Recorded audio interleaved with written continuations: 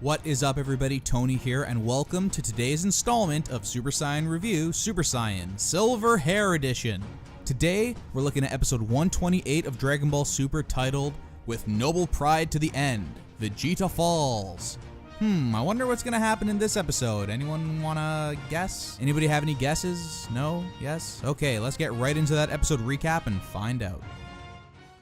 The showdown between shirtless Vegeta and Jiren begins. We see Vegeta try to go Super Saiyan, but he can't. He's totally out of energy. Jiren straight up tells him to just jump off the stage. Just jump off the stage, fam. You have no chance. He then proceeds to knock the weakened Vegeta around. At this point, Vegeta's life basically flashes before his eyes. He flashes back to Kaba, Trunks, Bulma, and Bra. Unfortunately, there is no heroic comeback here. Vegeta is still totally out of power. He keeps going for punches that Jiren easily counters every time. It looks like he tries to rip Jiren's arm off out of pure desperation, but Jiren's like, nope. He punches him off the stage, but by some miracle, Vegeta's boot catches onto one of the floating pieces of debris. It's at this point that Vegeta speaks to Bulma in a sort of dream sequence. Bulma is voiced by Hiromi Suru here, possibly for the very last time, adding a whole different level of emotional impact to this scene. Bulma's words encourage Vegeta to bounce back and take on Jiren once more. Jiren tells him again that this fight is over and asks exactly what is driving him to continue. Vegeta continues to throw strikes and tells him that an emotionless bastard like him would never understand. Classic undying Vegeta on display here in this scene. We get a flashback to Bulma waving goodbye to our heroes as they left for the Tournament of Power. For many fans, this scene will forever pack an additional emotional punch, as it's also Hiromi Suru waving goodbye to the world of Dragon Ball. This is the last time we saw Bulma voiced by Suru in a non-flashback scene, back in episode 96 of Super. Vegeta shoots a final flash out of desperation, but Jiren is unfazed. He acknowledges Vegeta's pride, but then proceeds to send him flying out of bounds. A tearful Vegeta regretfully accepts that he won't be able to keep his promise to Kaba or Bulma, and will leave the rest up to Kakarot as he transfers all of his remaining energy to Goku. A rejuvenated Goku gets to his feet as Jiren stands there looking down upon him. He goes Super Saiyan Blue, and I think the final battle of Dragon Ball Super is finally upon us. Vegeta is eliminated from the Tournament of Power. He's handed a Senzu and everyone showers him with praise, but he doesn't really give a damn. Classic Vegeta. Jiren can't understand why all of Universe 7 puts their trust into Goku, because Jiren has trust issues. He then proceeds to body Goku. Even with Vegeta's energy, it's not even close to enough to put a stop to Jiren. A weakened base form Goku charges at Jiren, and you can probably guess what happens. If you are a fan of seeing Saiyans getting their asses whooped, then this episode is for you. With Goku on the verge of elimination, Jiren goes in for the finishing blow. And then, my friends, shit gets real. Enter an epic, slow piano cover of Chosetsu Dynamic as Goku reflects on everyone who is counting on him to save the universe. When he comes to, he dodges Jiren's punch. Oh, baby. A familiar musical cue kicks in. Goku opens his eyes, and they're silver. Here we go. Ultra Instinct time. Jiren goes for a bunch of punches, but he misses again and again. And then Goku punches the shit out of Jiren, and Jiren is like, ouch. This has to be the cleanest shot anyone has landed on Jiren in the entire tournament. Here we go, kids. Ultra Instinct Goku versus Jiren. They frickin' made us wait long enough, but the real fight is finally upon us. All of the spectators are hype, and so am I. The episode ends with Ultra Instinct Goku and Jiren having an epic ass stare down. 2 minutes remaining in the Tournament of Power, 3 episodes of Super remaining, the final fight is on. What is gonna happen? Where is Frieza? So many questions. But first, let's talk about that next episode preview, because goddamn, this looks absolutely insane. The animation is next level.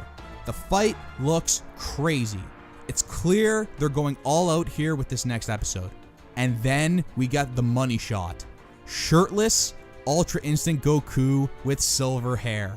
Indeed, I'm sure most of you have seen the leaked images from V-Jump by now, but here they are.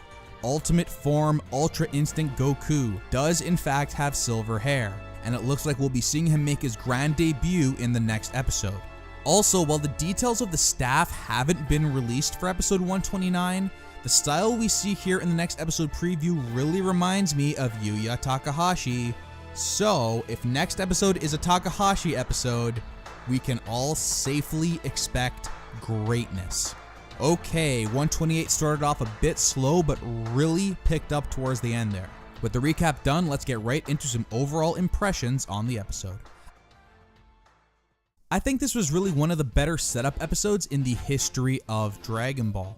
The episode was basically split into two parts. We opened with Vegeta's last stand and finished with Goku taking on Jiren one-on-one.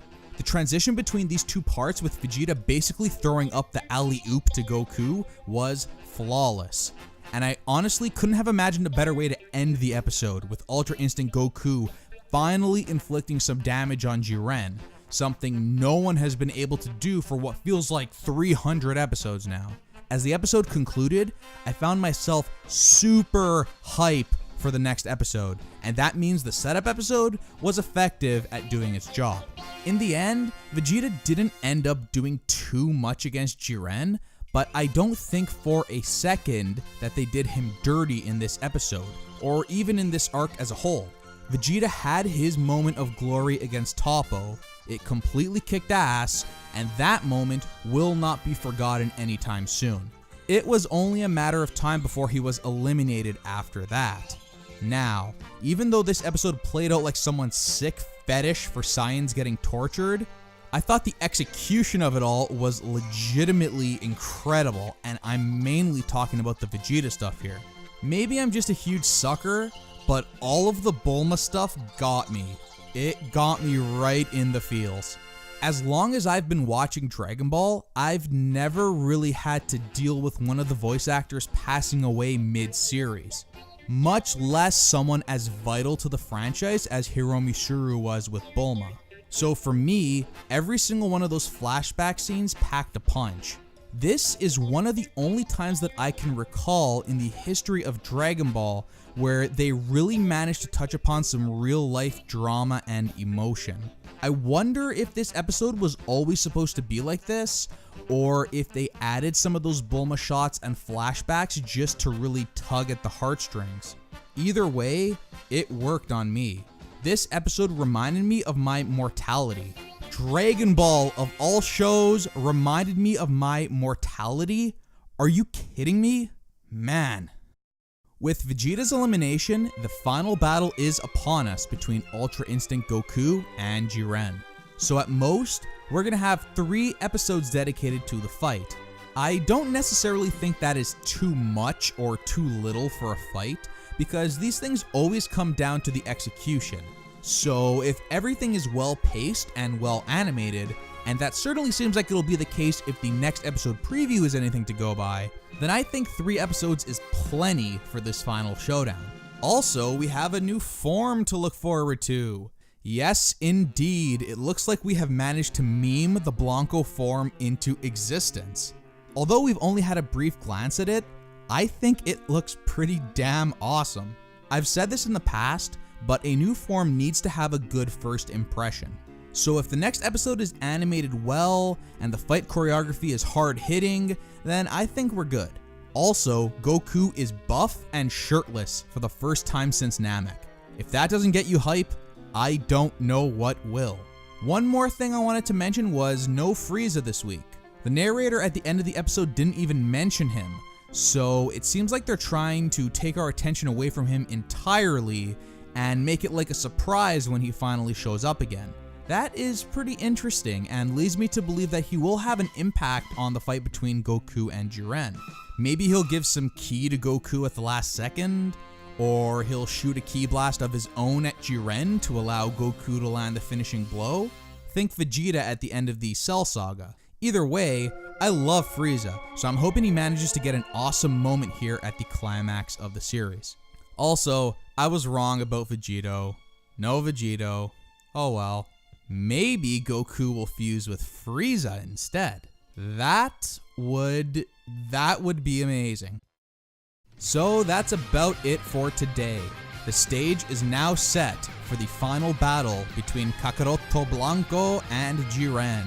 Unfortunately, they're going to make us wait for it. There will not be an episode of Super next week.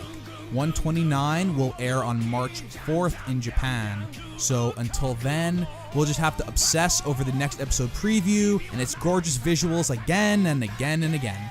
If you like this video, please hit that like button and subscribe to the channel. Dragon Ball FighterZ hype is still absolutely crazy right now, and with the game being a part of the EVO 2018 lineup and new DLC info beginning to trickle out, it doesn't seem like the hype will be dying down anytime soon.